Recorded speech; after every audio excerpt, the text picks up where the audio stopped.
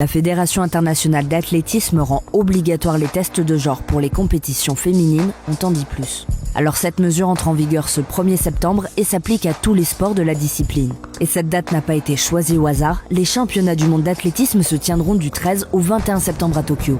Désormais, les personnes souhaitant s'aligner dans la catégorie femmes lors de compétitions comptant pour le classement mondial doivent se soumettre à un test par prélèvement buccal.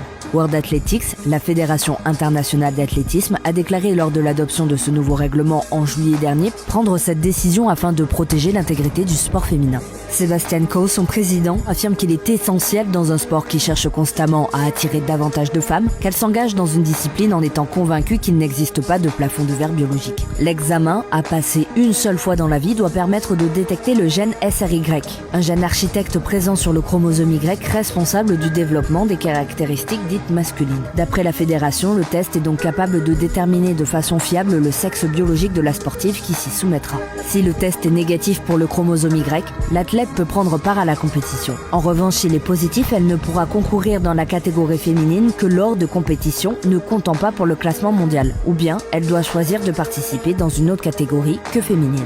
Pour le contexte, ce n'est pas la première fois que l'athlétisme introduit des critères d'éligibilité pour les épreuves féminines. Par exemple, les femmes transgenres qui ont connu la puberté masculine sont interdites par la fédération de participer aux épreuves féminines. Et World Athletics exige également que les athlètes féminines dont le corps produit des niveaux élevés de testostérone prennent des médicaments pour les réduire.